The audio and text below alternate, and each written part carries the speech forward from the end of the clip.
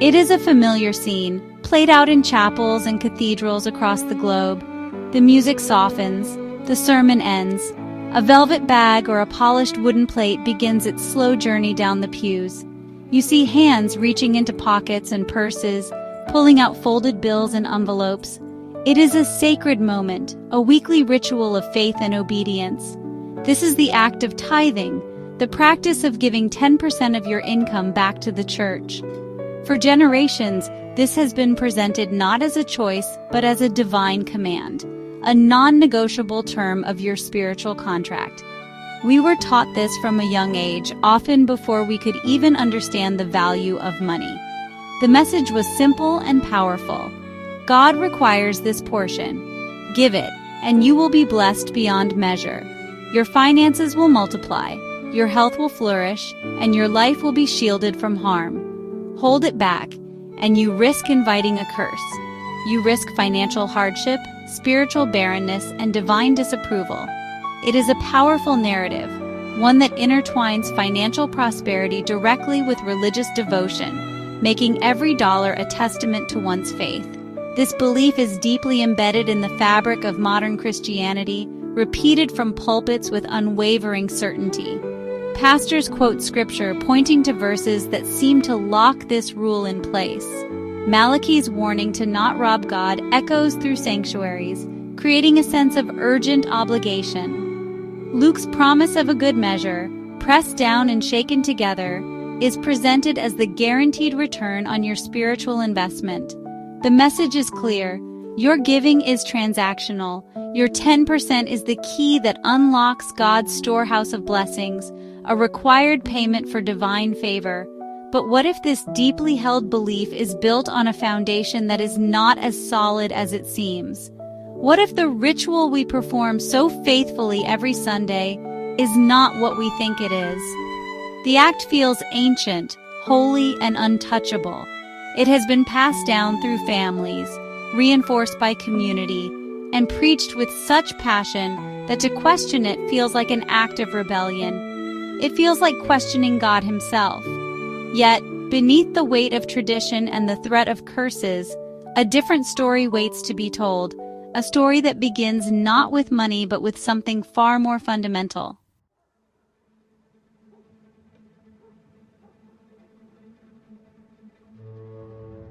The power of the tithe does not just come from scripture, it comes from tradition. It is what our parents did, and their parents before them. The practice is woven into the very culture of church life, a pillar of communal identity. To stop tithing is to step outside of a powerful current of conformity. It can feel isolating, like breaking a sacred pact that binds the congregation together. The church building, the pastor's salary, the community programs, all are said to depend on this collective financial obedience. This makes the pressure to conform immense, both spiritually and socially. This tradition is often enforced through a potent cocktail of hope and fear. On one hand, you are offered a vision of a blessed life. Stories are shared of miraculous financial turnarounds, of unexpected checks in the mail, all attributed to the faithful act of tithing. These testimonies create a powerful incentive, a promise that your sacrifice will be rewarded. It becomes a lottery of faith, where your 10% is the ticket to divine intervention. You give not just out of duty, but out of a desperate hope that this is the solution to your struggles. On the other hand, there is the ever-present threat of the curse. This is the darker side of the tithing doctrine.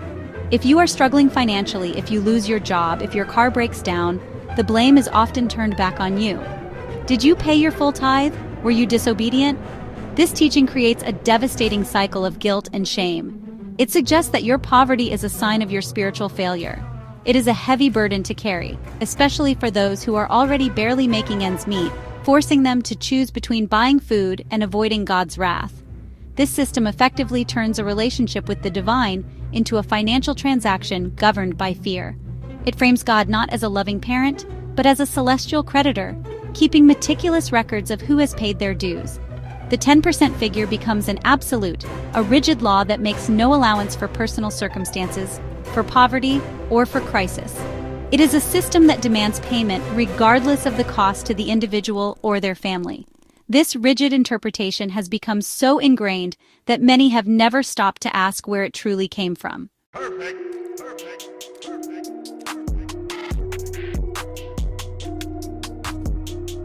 For countless believers, the voice from the pulpit has always been equated with the voice of God. The pastor is the shepherd, the spiritual authority appointed to deliver divine truth. When they declare that God demands a tenth of your income, it is received as an unshakable fact. The emotional weight of the sermon, the solemnity of the service, and the collective agreement of the congregation all work together to solidify this belief. To challenge the pastor's teaching on the tithe is to challenge the very structure of religious authority that has guided your life. However, a critical question often goes unasked in the midst of the music and the prayers. Is this interpretation of Scripture truly what God intended, or is it a system designed by man? Is it possible that verses have been lifted from their historical and cultural context to serve a modern institutional need? The Bible is a complex library of books written over thousands of years to different people in different circumstances. A command given to ancient Israelite farmers may not apply in the same way to a 21st century gig worker struggling to pay rent. The journey of the tithe from ancient fields to modern offering plates is a long and twisted one. It has been shaped by empires, institutionalized by organized religion, and commercialized by the modern church industry. It has been used to build cathedrals, to fund colonial expansion, and to support lavish lifestyles. Along the way, its original purpose, a system of social welfare for a landless priestly tribe and the poor, was lost. It was transformed from a communal act of support into a mandatory financial tax on believers, enforced by spiritual threats. This essay seeks to pull back the curtain on this transformation. We will explore what the scriptures actually say about tithing in their proper context. We will trace how the Roman Empire and subsequent religious institutions co-opted the practice for their own gain. We will uncover the pre-colonial traditions of giving that were based on community and gratitude, not fear. And we will confront the modern tithing trap, a system that often creates financial bondage and spiritual abuse under the guise of faith. It is time to ask the hard questions and reclaim a truth that sets us free.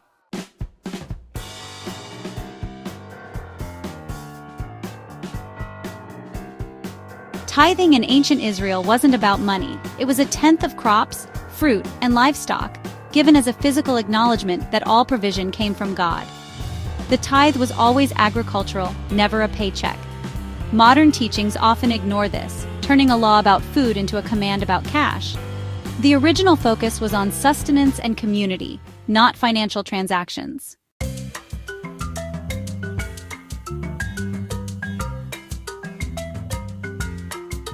The biblical tithe wasn't just about giving, it was a direct support system for the landless Levites and the poor. The Levites, who had no land, relied on these gifts for survival. Every third year, the tithe also fed immigrants, orphans, and widows, ensuring no one was left behind. The tithe was about justice, compassion, and caring for the vulnerable, feeding people, not funding institutions. Malachi 3:10 is often used to demand tithing from Christians today. But the book's context shows God was rebuking corrupt priests, not the people. The priests mishandled tithes, leaving the storehouse empty and the needy neglected. Using this verse to pressure modern congregations is a misinterpretation. Malachi's message was a call for justice and integrity from leaders, not a command for all believers.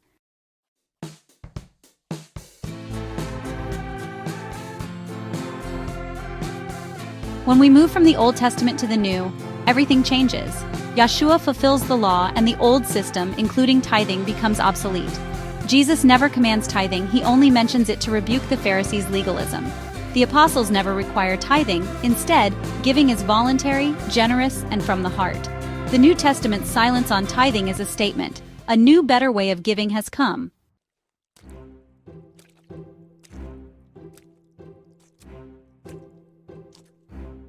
For centuries, early Christians were a marginalized, persecuted community, giving freely to support one another in secret. Their giving was voluntary, compassionate, and rooted in shared faith. But with Constantine's rise, Christianity became the empire's favored religion. The church fused with state power, adopting imperial wealth and structure. Giving shifted from voluntary generosity to a mandatory system, funding a powerful religious institution.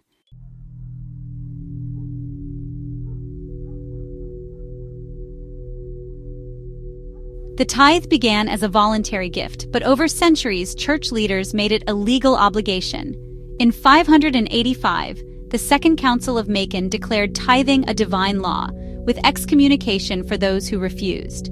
Charlemagne later made tithes enforceable by the state. Tax collectors could seize property from anyone who didn't pay. The tithe funded cathedrals and church power, far from its original purpose of helping the poor.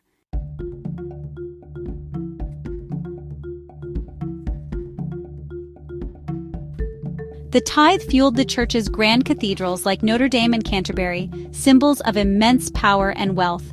Ordinary people living in poverty were compelled to give, funding not just buildings, but the crusades and a powerful clerical class.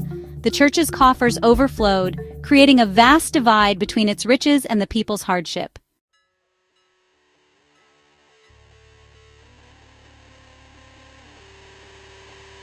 Beyond funding buildings and armies, the mandatory tithe became one of the most effective tools for social and spiritual control.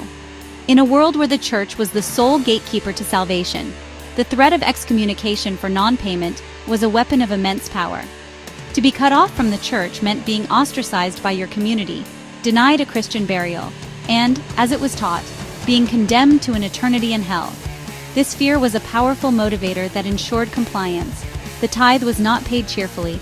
It was paid out of a deep-seated terror of the spiritual consequences of disobedience, a fear that was deliberately cultivated by the church leadership.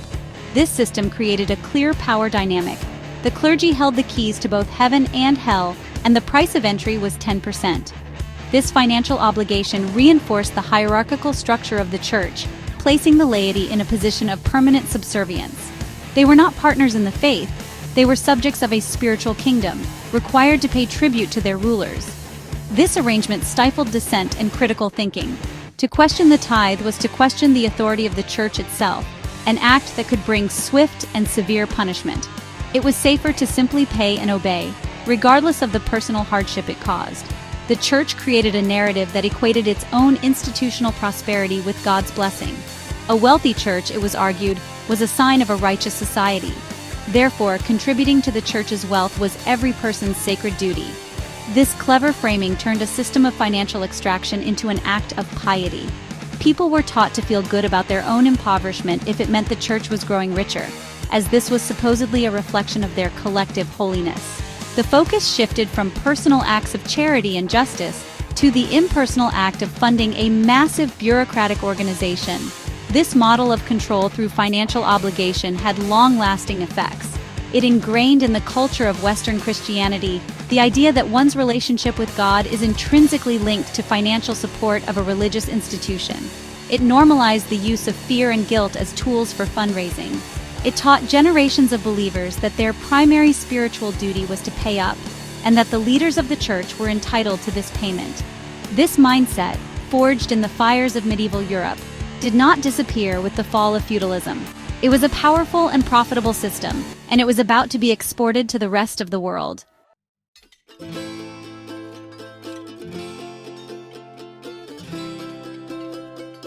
As European powers expanded, missionaries traveled with them, spreading Christianity and the tithe system across Africa, Asia, and the Americas.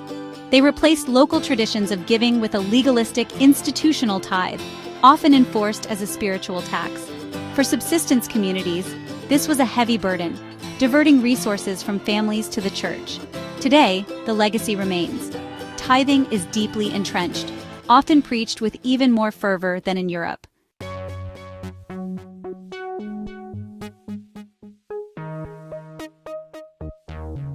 Long before missionaries arrived, our ancestors practiced giving rooted in community, gratitude, and respect for the land.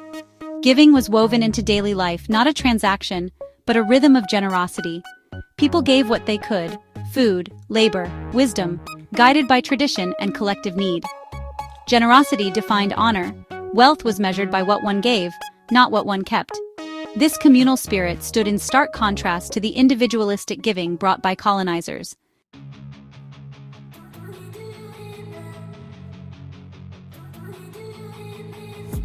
In the traditional African worldview, giving was a sacred circle of reciprocity.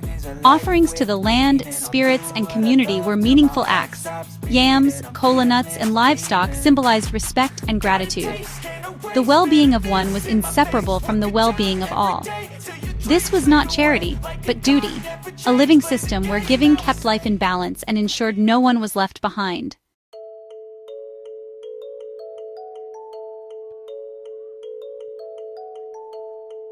In many pre-colonial African societies, wealth was not about accumulating possessions, but about relationships and community well-being. True wealth meant generosity, sharing resources, and supporting one another. A wealthy person was one who could host a feast, not hoard goods. Resources circulated to build social capital, not for personal gain. Need was a call to collective action, not individual blame. This system created broad well-being, not enrichment for a few.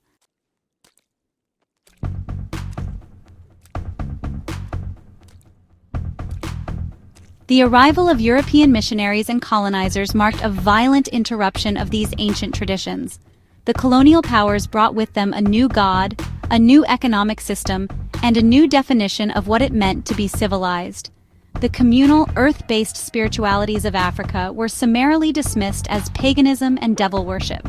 The intricate systems of reciprocal giving were not seen as sophisticated social structures, but as primitive customs to be eradicated and replaced with the supposedly superior European model, the mandatory monetary tithe paid to a hierarchical church organization. This was not just a religious conversion, it was a cultural and economic colonization. The missionaries, often unknowingly, acted as the vanguard for a new economic order. By insisting on a cash tithe, they forced people into the colonial cash economy. To get money to pay the tithe, a farmer might have to stop growing food for his family and start growing cash crops like cocoa or cotton for export to Europe. This fundamentally reoriented the local economy away from self-sufficiency and toward dependence on the global colonial market. The tithe was not just a spiritual doctrine, it was a tool that helped integrate African societies into the colonial economic machine. The new teaching created a profound sense of confusion and conflict. People were told that their ancestral ways of giving, the libations, the harvest offerings to the land, the communal sharing, were displeasing to the new god. They were taught that the only acceptable form of giving was to drop coins into a collection plate. This severed the sacred link between giving, the land, and the community. Giving was no longer a horizontal act of sharing among equals. It became a vertical act of payment to a powerful institution that stood above them, an institution often associated with the same foreign power that was taking their land and exploiting their labor. This imposed system created a spiritual trap. To be a good Christian, you had to abandon the very practices that had ensured your community's survival for generations. You had to embrace a system where you gave 10% of your scarce cash to an organization, even if your own family was hungry. The communal safety net began to fray as the new individualistic religion took hold. The circle of reciprocity was broken and replaced with a linear path of extraction, from the believer to the local church, and often onward to the mission headquarters in Europe. The spirit of African giving based on gratitude and community was forced into the rigid, fear-based mold of the Roman tithe.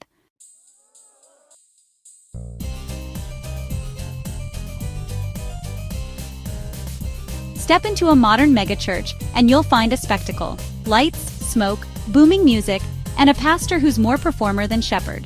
The sermon is crafted for entertainment, not depth. Scripture becomes catchy slogans, and the message is designed to keep you inspired and giving. The production demands big money, high-tech gear, staff, and constant fundraising. Giving is no longer about helping the needy, it's about funding the show. The congregation becomes an audience, their tithe the price of admission. In this model, performance overshadows people, and worship is just another production.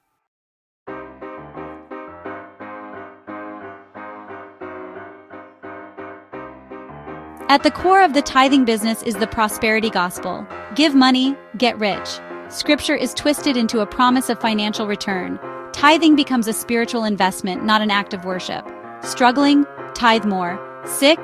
Give a seed offering. The blame for hardship falls on the individual, not the system. Pastors become financial gurus, churches become wealth seminars, and testimonies of sudden riches fuel the hype. The poor are told their lack is their fault. Desperation drives giving. The prosperity gospel turns faith into a transaction, always promising a miracle just one more offering away. The real miracle: how profitable this playbook has become.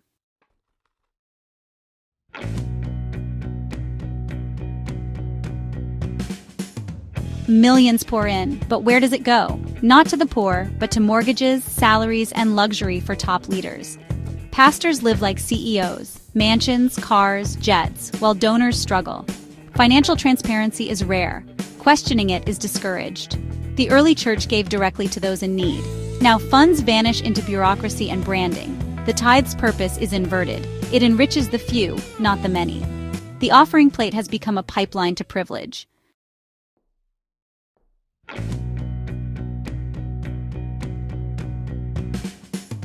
The cost of tithing isn't just financial, it's emotional and spiritual. Pressure to give breeds anxiety and guilt. Faith becomes a transaction, not a relationship. Community erodes as people compete for blessings, and the church's reputation suffers. The message of humility and care is drowned out by the pursuit of profit. God is recast as a demanding creditor, not a loving father. The result? A distorted faith, a fractured community, and a false image of God. The true price is paid in lost trust and spiritual health.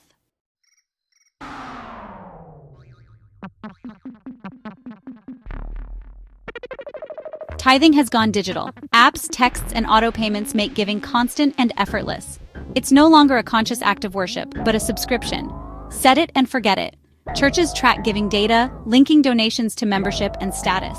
The pressure is relentless, the surveillance real. Commerce is woven into worship, sanctified by technology. The house of God becomes a marketplace, more sophisticated than ever. The methods change, but the business remains.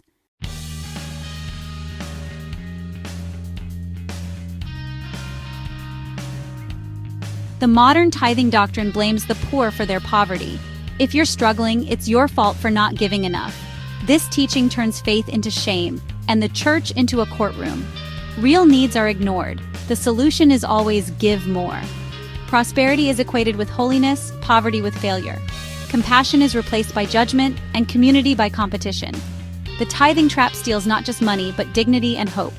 In the end, it's not just wallets that are emptied, but hearts. The tithing doctrine taps into our need for control in a chaotic world. It promises protection from disaster. If you just give your 10%, you're safe. Stories of miraculous rescues reinforce this illusion, but it turns giving into a ritual of fear, not love. True faith isn't about controlling God, it's about trusting, even when life is unpredictable.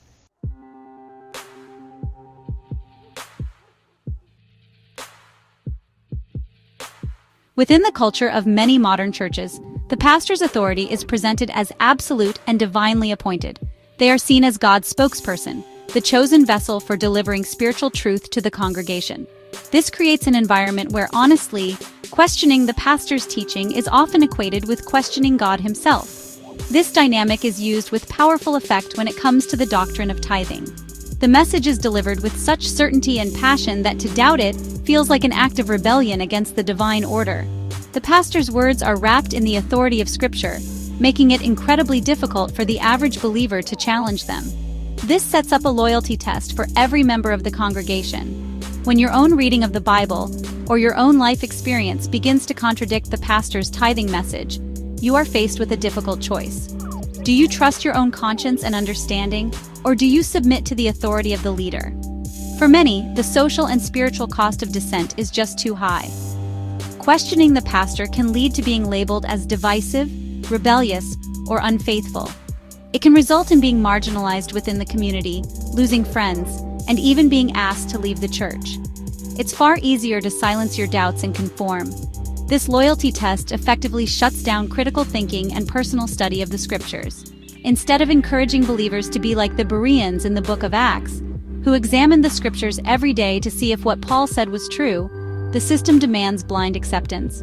The congregation is treated not as a community of intelligent individuals on a shared journey of discovery, but as a flock of sheep who must passively follow their shepherd without question. This intellectual and spiritual dependency keeps people trapped, as they are discouraged from developing the confidence to interpret the Bible for themselves and hold their leaders accountable to the text. This dynamic is the hallmark of a high-control group. It insulates the leadership from accountability and protects the institution's financial interests. By framing the tithe as a non-negotiable command from God, delivered through His chosen representative, the church ensures a steady stream of income. The psychological pressure to demonstrate loyalty by giving is immense. Believers are trapped, not by chains of iron, but by invisible chains of loyalty and fear. Fear of displeasing God, and fear of being ostracized by the very community they have come to call home. This makes walking away from the doctrine feel like a profound betrayal of everything they hold dear.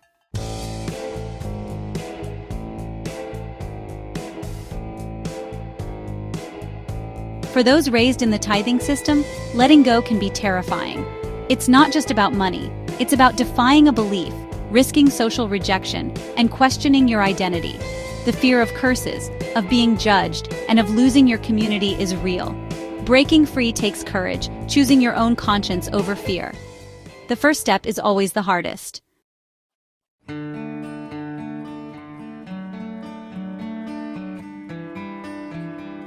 The tithe's history is tangled. What began as care for the poor became a tool for control. But true giving isn't about percentages or fear. It's about the heart. When we give freely, led by love, we meet real needs and build genuine community. We're not paying a spiritual bill. We're sharing grace, joy, and hope wherever we can make a difference.